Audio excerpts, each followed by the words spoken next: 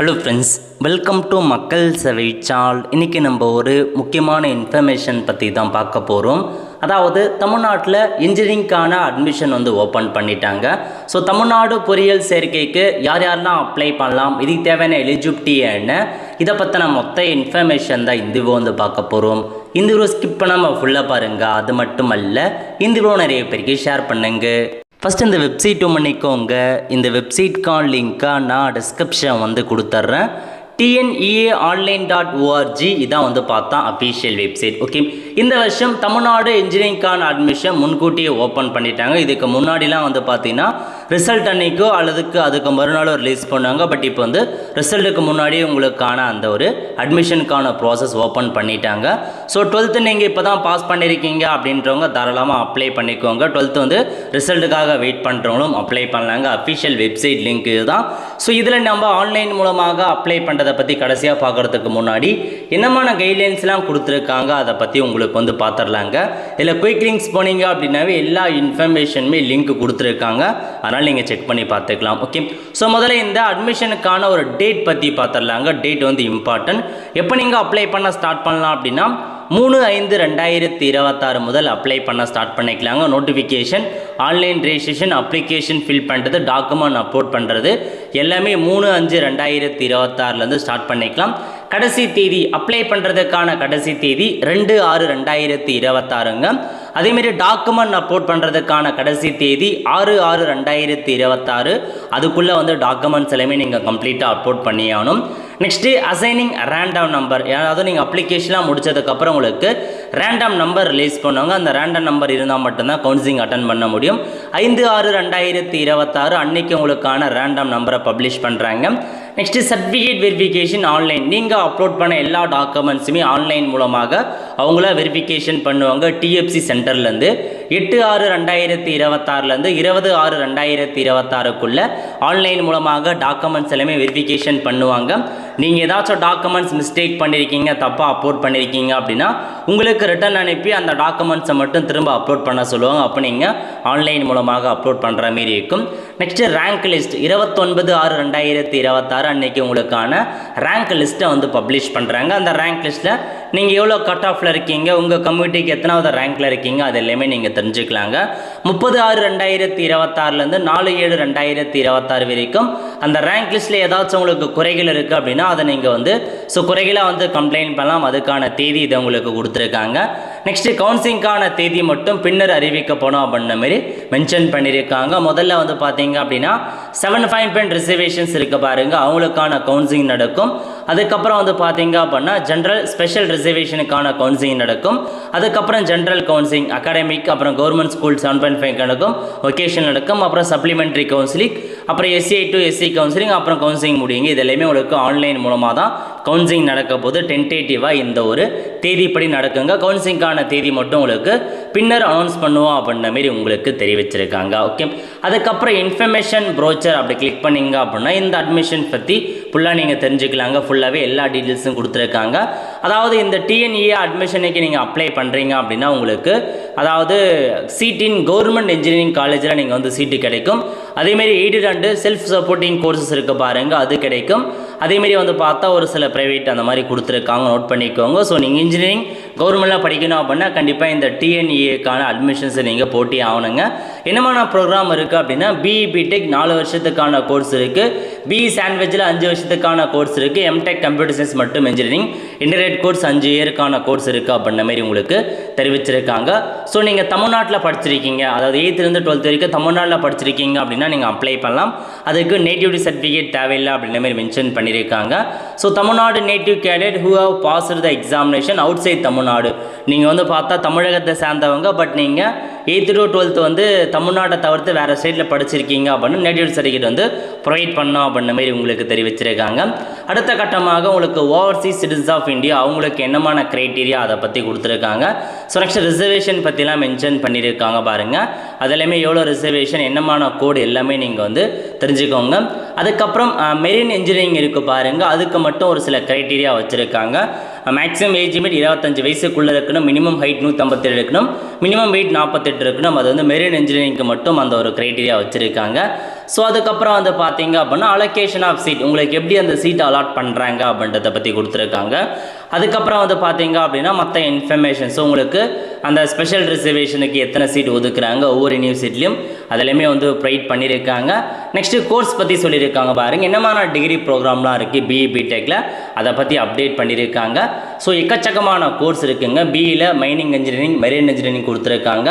அதுக்கப்புறம் different table பர்சனுக்கான இந்த கோர்ஸ்லாம் வந்து அறிவிச்சிருக்காங்க. அதுக்கப்புறம் வந்து பார்த்தீங்க அப்படின்னா அந்த ரிசர்வேஷன் கேட்டகரி எல்லாத்தையுமே உங்களுக்கு தெளிவாக கொடுத்துருக்காங்க. இந்த இன்ஃபர்மேஷன் ப்ரோச்சரில் போனாவே எல்லா இன்ஃபர்மேஷனுமே டீட்டெயில்ஸாக நீங்கள் வந்து தெரிஞ்சுக்கலாங்க. ஸோ அதுக்கப்புறம் வந்து பாருங்கள் டியூஷன் ஃபீஸ் யார் யாருக்கெல்லாம் அந்த 7.5 ரிசர்வேஷனுக்கு கீழே வருவீங்க, நீங்கள் 6 to 12 வரைக்கும் கவர்மெண்ட் ஸ்கூலில் படித்தவங்க, கார்பரேஷன் ஸ்கூல், முனிசிபால் ஸ்கூல்லாம் படிச்சிருக்கீங்க அப்படின்னா உங்களுக்கு டியூஷன் ஃபீஸ் வந்து கன்செக்ஷன் இருக்குது. அதேமாரி ஃபஸ்ட் கிராஜுவேட் வச்சுருக்கீங்க அப்படின்னாலும் உங்களுக்கு டியூஷன் ஃபீஸ் வந்து கம்மி பண்ணுவோம் அப்படின்ற மாரி வந்து மென்ஷன் பண்ணியிருக்காங்க. அதுக்கப்புறம் போஸ்ட் மெட்ரிக் ஸ்காலர்ஷிப்லாம் இருக்குது அப்படின்ற மாரி கொடுத்துருக்காங்க. ஸோ நெக்ஸ்ட் வந்து பார்த்தீங்க அப்படின்னா அப்ளை பண்ணுறதுக்கான ஃபீஸ், இப்போ நீங்கள் இந்த இன்ஜினியரிங்க்கு அப்ளை பண்ணுறீங்க அப்படின்னா ஓசி, பிசி முஸ்லீம், எம்பிசி, டிஎன்சி 500 ரூபாய் பே பண்ணுற மாரி இருக்கும். எஸ்சி, எஸ்சி வந்து பார்த்தா 250 ரூபா நீங்கள் பேமெண்ட் வந்து பண்ணுற மாரி இருக்குங்க. இதெல்லாமே நோட் பண்ணிக்கோங்க. அதுக்கப்புறம் கவுன்சிலிங் ப்ராசஸ் எல்லாமே உங்களுக்கு அப்டேட் பண்ணியிருக்காங்க. ஸோ இந்த இதில் நீங்கள் செக் பண்ணி பார்த்துக்கலாம். ஓகே, ஸோ என்னமான ஸ்போர்ட்ஸ்லாம் இருக்குது, என்னமான மார்க் இருக்குது அதெல்லாமே கொடுத்துருக்காங்க. அதுக்கப்புறம் வந்து பாருங்கள் அப்ளை பண்ணுறதுக்கு என்னெல்லாம் உங்களுக்கு தேவை. இப்போ நீங்கள் டிஎன்ஏ அட்மிஷன் அப்ளை பண்ண போகிறீங்க அப்படின்னா ஸோ ஆன்லைனில் அப்ளை பண்ணுறதுக்கு உங்கள் name, mail ID, mobile number வந்து இம்பார்ட்டன்ட். அதுக்கப்புறம் ஜாதி சர்டிஃபிகேட் கண்டிப்பாக தேவைப்படுங்க, ஜாதி சர்டிஃபிகேட் வாங்கி வச்சுக்கோங்க. நெக்ஸ்ட்டு வந்து பார்த்தீங்கன்னா ஸ்பெஷல் கேட்டகரி, நீங்கள் வந்து முன்னாள் இராணுவ வீரராக இருக்கீங்க, அவங்களுடைய மகன் மகளாக இருக்கீங்க அப்படின்னா அதுக்கான டாக்குமெண்ட்டும், மாற்றுத்திறனாளி அப்படின்னா அதுக்கான டாக்குமெண்ட், ஸ்போர்ட்ஸ் பர்சன் அப்படின்னா அதுக்கான டாக்குமெண்ட்டை வாங்கி வச்சுக்கோங்க. இதை தவிர்த்து போனஃபிட் சர்டிஃபிகேட் வந்து கேட்டிருக்காங்க. நீங்கள் வந்து அரசு பள்ளியில் படித்த மாணவர் அப்படின்றதுக்கான அந்த போனஃபிட் சர்டிஃபிகேட் நீங்கள் வாங்குற மாதிரி இருக்குங்க. அதுக்கப்புறம் வந்து பார்த்தீங்கன்னா உங்களுக்கு எம்இஸ் நம்பர் தேவைப்படும், ஆதார் நம்பர் தேவைப்படும், குடும்ப ஆண்டு வருமானத்துக்கான வருமான சர்டிஃபிகேட் வந்து தேவைப்படுங்க. அதுக்கப்புறம் நீங்கள் 6லேருந்து 12 வரைக்கும் எந்தெந்த ஸ்கூலில் படிச்சிங்க அப்படின்றதுக்கான டீட்டெயில் தேவைப்படும். 10th மார்க் ஷீட் கேட்பாங்க, 12th மார்க் ஷீட் கேட்பாங்க. ஸோ இது எல்லாமே உங்களுக்கு தேவைப்படுங்க. மேக்ஸிமம் வந்து பார்த்தீங்க அப்படின்னா இப்போ நீங்கள் அக்கௌண்ட்டை மட்டும் க்ரியேட் பண்ணிக்கலாம், டாக்குமெண்ட் அப்லோட் பண்ணுறது 12th ரிசல்ட் வந்ததுக்கப்புறம் தான் அப்லோட் பண்ண முடியும். அதனால் அதுக்கேற்ற மாதிரி இப்போதைக்கு அக்கௌண்ட் மட்டும் க்ரியேட் பண்ணி வச்சுக்கோங்க. நெக்ஸ்ட்டு வந்து பார்த்தீங்க அப்படின்னா இன்ஸ்ட்ரக்ஷன், அப்ளை பண்ணுறதுக்கான இன்ஸ்ட்ரக்ஷன்ஸ் பற்றி கொடுத்துருக்காங்க. ஸோ முதல்ல விண்ணப்பம் பதிவு செய்தல் மற்றும் அசல் சர்டிஃபிகேட் பதிவு செய்தல், அதுக்கப்புறம் ரேண்டம் நம்பர் வந்து மேலே நம்ம வந்து ஆல்ரெடி வந்து பார்த்தாச்சுங்க எப்படி வந்து அதுக்கான இது போகுதுன்ற மாரி. முதல்ல விண்ணப்ப படிவம் உங்களுக்கான அக்கௌண்ட்டை வந்து க்ரியேட் பண்ணுற மாரி இருக்கும். ஸோ இன்ஃபர்மேஷன்ஸ் எல்லாமே உங்களுக்கு இதிலே கொடுத்துருக்காங்க பாருங்கள், எக்கச்சக்கமான இன்ஃபர்மேஷன் நிறையா வந்து கொடுத்துருக்காங்க. ஒவ்வொரு ஸ்டெப்பாக நீங்கள் வந்து ஃபாலோ பண்ணுற மாரி இருக்கும். முதல்ல அக்கௌண்ட்டை க்ரியேட் பண்ண பாருங்கள். ஸோ உங்கள் name, mobile number, mail ID கொடுத்துட்டு டேட் ஆஃப் பர்த் என்ட்ரு பண்ணிட்டு 11th பாஸ்வர்டாக என்ன முடிச்சிங்க பாஸ்வர்ட்லாம் கொடுத்து சேவ் பண்ணிட்டீங்க அப்படின்னா உங்களுக்கு முதல்ல அக்கௌண்ட் வந்து பார்த்தா க்ரியேட் ஆகிடுங்க. ஸோ அதுக்கப்புறம் வந்து பார்த்தீங்க அப்படின்னா நீங்கள் டேரெக்டாக லாகின் பண்ணுற மாரி இருக்கும். ஸோ உங்களோட மெயில் ஐடி பாஸ்வேர்டு கொடுத்து லாகின் பண்ணதுக்கப்புறம் ஸோ இதுக்கப்புறம் ஒவ்வொரு இன்ஃபர்மேஷன், முதல்ல பர்சனல் இன்ஃபர்மேஷன்ஸ் கேட்டிருக்காங்க. ஸோ பர்சனல் இன்ஃபர்மேஷன் நீங்கள் இந்தியனா அல்லது வந்து பார்த்தா நேட்டிவிட்டி என்ன, ஜாதி சர்டிஃபிகேட், உங்களுடைய அட்ரஸ் எல்லாமே ஃபில் பண்ணுவீங்க. அதுக்கப்புறம் வந்து பார்த்தீங்க அப்படின்னா சிறப்பு ஸ்பெஷல் கேட்டகரிக்கான பேஜ் ஓப்பன் ஆகும்.